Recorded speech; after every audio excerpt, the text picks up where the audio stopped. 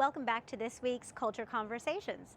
I'm Danielle Peters, and this week is going to be a little bit different. Rather than focusing on all the conversations from the previous week, I want to spotlight one very important conversation that really stayed with me. And I'm sharing this because I think so many early learning leaders, owners, approved providers, and senior leaders need to hear it. I had a call booked in with a center director that I had spoken with previously. At the time, she really wanted support for her service, but she worked within a large organization and wasn't able to get the approval needed.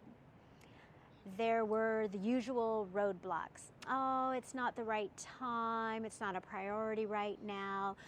We don't have the budget. We already have training in place. Oh, that needs to go through head office. So when she booked in a call with me again, completely out of the blue, I honestly wasn't really sure what to expect. But what she shared with me was powerful. She had been seeing our new early learning culture videos, especially around child-safe culture, leadership, and the importance of creating a culture that is visible and consistent and lived every day.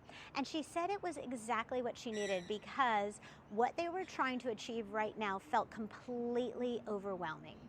And this leader is experienced. She cares deeply. And she has a strong leadership partner in her 2IC working closely beside her. And together, they have worked incredibly hard to build their service, and they have some beautiful foundations already in place. But like so many services, the culture has started to shift. Newer team members are not fully connected into the original team culture. Little divides are forming. Cliques are starting to appear. Negative behaviors are creeping in, and respect is not always where it needs to be, and morale is low. And the leadership team are trying their absolute best, but they have never really been shown how to lead culture in a structured, practical, and supported way. And this is the part that really hit me. These leaders have questioned whether they can even stay.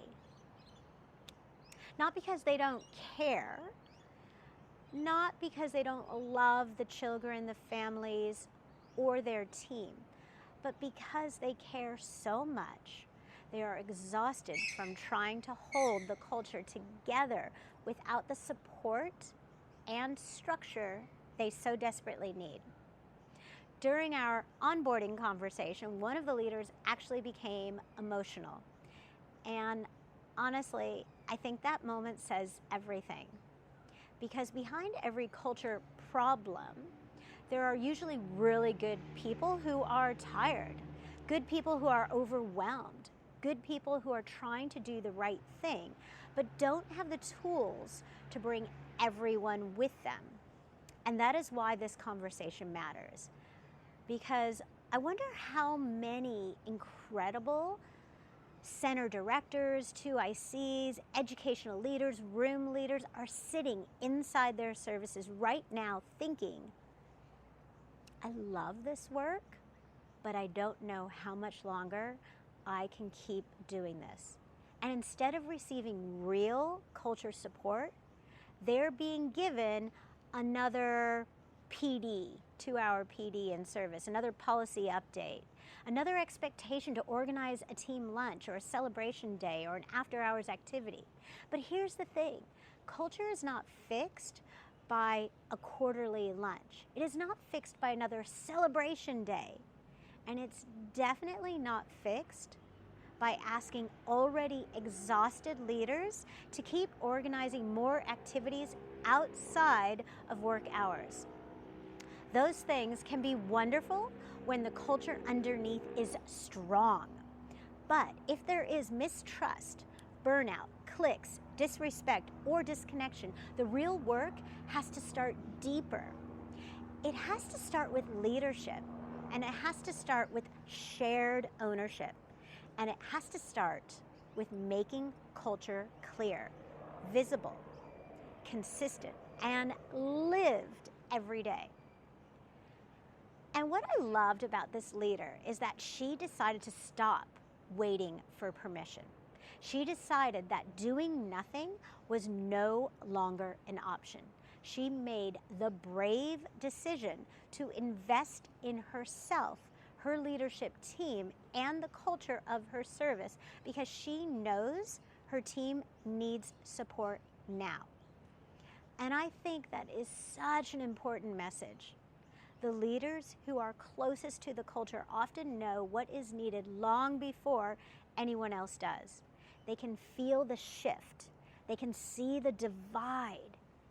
They know when morale is low, and they know when respect is slipping, and they know when a team is surviving instead of thriving, and they know when something has to change.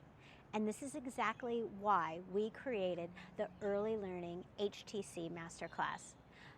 Not as another one-off PD, not as more therapy, or more, sorry, actually it is kind of like therapy, not like more theory, and not like another tick-the-box type of training, but as a practical step-by-step system that helps leaders build culture with their team.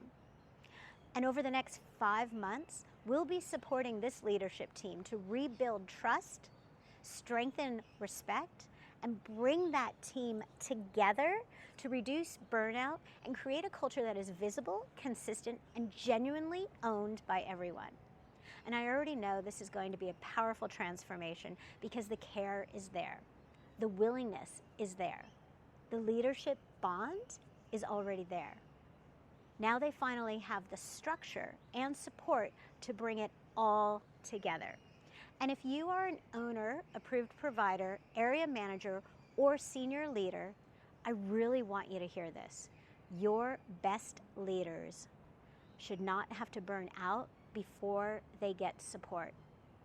Please don't assume your center director is okay just because they keep showing up. Please don't assume your leadership team has it handled just because they keep pushing through. They may be one tough week away from deciding they can't do it anymore. But with the right system, the right support, and the right culture plan, that same leader could become the person who leads a complete culture transformation in your service. And if you are that center director, 2IC, or leader sitting there thinking, this is me, please know this: you're not failing, you're not alone, and you don't need to carry culture by yourself. If your team culture needs attention, now is the time to stop leaving it to chance. Reach out, let's talk about how we can help you build a child-safe culture that is visible, consistent, and lived every day. Until then, keep blooming.